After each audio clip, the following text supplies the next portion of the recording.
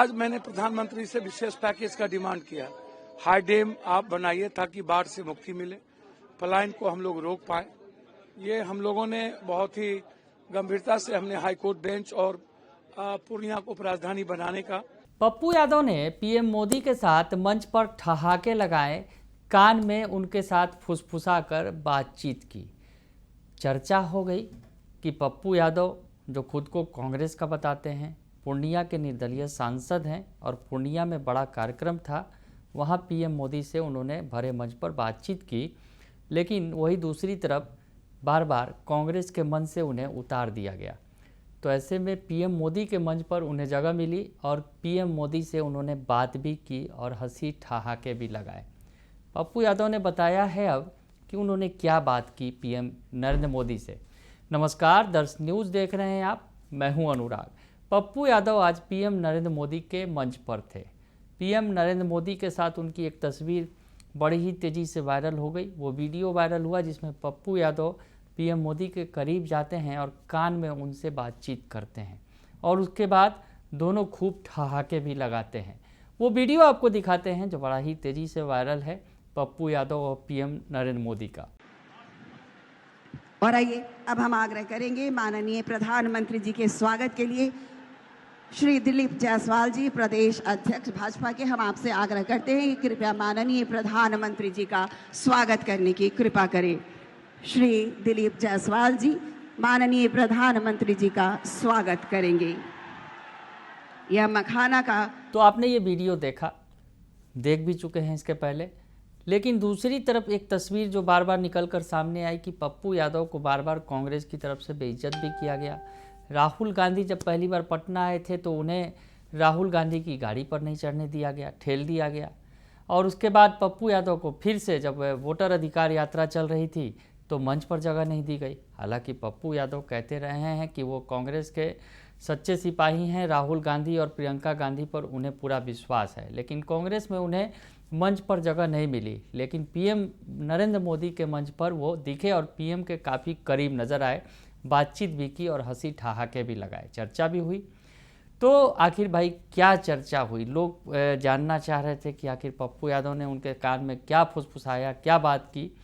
तो पप्पू यादव ने खुद बता दिया कि उन्होंने क्या बातचीत की है, क्या मांगा है पीएम नरेंद्र मोदी से। सुनिए क्या कह रहे हैं पप्पू यादव, पूरी बात सुनिए। ये उद्घाटन था ना मेरा, वंदे भारत, अमृत भारत, देश अमृत भारत साउथ के लिए, अमृत भारत साउथ के लिए था। और ये अमृत भारत तो सप्ताह में एक दिन है, उसको साप्ताहिक नहीं रहने देंगे, उसको हम कम से कम 6 दिन करेंगे। वंदे भारत 6 दिन है और एक पैसेंजर ट्रेन है।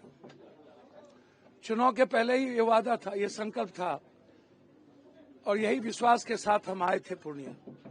जनता के संघर्ष ने हमको बहुत ताकत दी, बहुत आवाज दिया और मुझको लगता है कि हम लोगों ने बड़ी जीत हासिल की है। ऐतिहासिक पल है, स्वर्णिम अक्षर में ये पल लिखा जाएगा। हमने जो वादा किया था 1 साल में वो पूरा किया है और आज मैंने प्रधानमंत्री से विशेष पैकेज का डिमांड किया। हाई डैम आप बनाइए ताकि बाढ़ से मुक्ति मिले, पलायन को हम लोग रोक पाए। ये हम लोगों ने बहुत ही गंभीरता से हमने हाईकोर्ट बेंच और पूर्णिया को उपराजधानी बनाने का, साथ साथ एक एम्स के लिए भी हमने प्रधानमंत्री जी से आग्रह किया, मैंने डिमांड किया। मुझको लगता है कि पूर्णिया की जनता की यही आवाज है और यहाँ के युवाओं की एक आवाज है, इंडोर स्टेडियम, एक बड़ा स्टेडियम इंटरनेशनल मैच के लिए पूर्णिया में हो। और जो सबसे बड़ी बात है वो है एक जीएसटी जो मखान पर है 5.5% और तिलकुट पर 18%, इसको खत्म किया जाए। तो इसीलिए आज से नए संकल्प के साथ हम आगे बढ़ेंगे। ये मैं आपको वादा करता हूँ। चुनाव के पहले था एक संकल्प, ये दूसरा संकल्प हमारा जनता से वादा और आगे बढ़ेगा। आज आप वंदे भारत ट्रेन में सफर भी कर। हाँ, निश्चित रूप से बनमनखी हमारा क्षेत्र है, वहाँ भी एक कार्यक्रम है और मैं समझता हूँ कि हर परिस्थिति में ये जो सपना था बनमनखी का, पूर्णिया का, वो सपना आज पूरा होगा। प्रधानमंत्री आप स्टेज पे मौजूद थे, उस दौरान कह रहे थे कि हमने बिहार को लौटाया है जो वादा किया था चुनाव में? नहीं, हम तो यहाँ आ गए थे। विशेष राज चाहिए था, नहीं मिली। विशेष पैकेज चाहिए था, नहीं मिली। सेंट्रल यूनिवर्सिटी चाहिए था, नहीं मिली। स्मार्ट सिटी चाहिए था, नहीं मिली। प्रधानमंत्री ग्राम आदर्श चाहिए था, नहीं मिली। हमें आईटी आईएम चाहिए था, नहीं मिली। आप देखेंगे तो ये पुरानी बोतल पानी वही चीजें चलती आ रही है। अभी भागलपुर एयरपोर्ट है, रक्सौल एयरपोर्ट है, मुजफ्फरपुर एयरपोर्ट है। जो हमारा डिमांड है कि बिहार को मिलना चाहिए और बिहार को पलायन जितना है उसको रोकने की जरूरत है, तो सबसे महत्वपूर्ण है विशेष राज और विशेष पैकेज।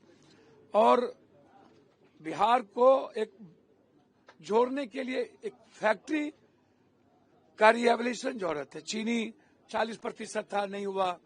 9% पर हम रुक गए। 50% पर 9 टोमा चीनी मिल है। इर्मी का अंश सारी चीजें खत्म हुई है। तो ये बहुत बड़ी बात है, बहुत बड़ा आज बिहार का डिमांड है। बिहार के बच्चे चाहते हैं कि हमको मेरे घर में रोजगार मिले। ये इम्पोर्टेंट है, रोजगार नहीं है। यूपीएससी बीपीएससी एसएससी में सब कुछ खत्म हो जाता है, तो ये जरूरत है। प्रधानमंत्री बिहार आए और राजनीति की बात न करें, उन्होंने घुसपैठियों का जिक्र किया कि जो विपक्ष के लोग हैं अगर उनकी सरकार आती है तो घुसपैठिया और इन सब क्यों प्रश्रय मिलेगा? नहीं, मैंने पहले भी कहा कि प्रधानमंत्री जी यदि विकास की बात कीजिएगा तो मैं साथ हूं, और राजनीति की बात होगी तो मैं साथ नहीं हूं। विकास के लिए मैं प्रधानमंत्री जी के साथ खड़ा था। जब पॉलिटिकल स्पीच होने लगा तो मैं प्रधानमंत्री जी के मंच से उतर गया। तो सुना आपने कि पप्पू यादव बता रहे हैं कि वो क्या मांग रहे हैं। पीएम नरेंद्र मोदी से उन्होंने पूर्णिया के लोगों के लिए मांग की है। पूर्णिया के लिए वो क्या चाहते हैं, बिहार के लिए क्या चाहते हैं, ये उन्होंने पीएम नरेंद्र मोदी को बताया है। और उन्होंने कहा कि पीएम नरेंद्र मोदी ने जो किया है पूर्णिया के लिए, इसके लिए उनका आभार है।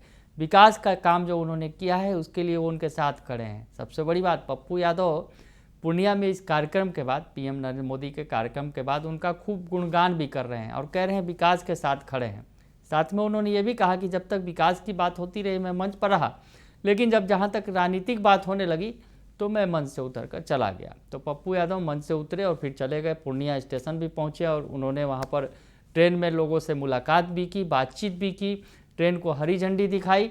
तो पप्पू यादव जो है आज चर्चा का विषय बने रहे पूर्णिया में पीएम नरेंद्र मोदी के कार्यक्रम के दौरान, और कान में फुसफुसाया उन्होंने, बातचीत की, ठहाके लगाए पीएम मोदी के साथ।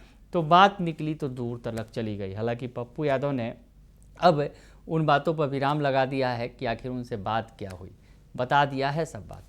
बने रहिए दर्श न्यूज़ के साथ, तमाम खबरों से आपको अपडेट रखेंगे। फिलहाल के लिए इतना ही।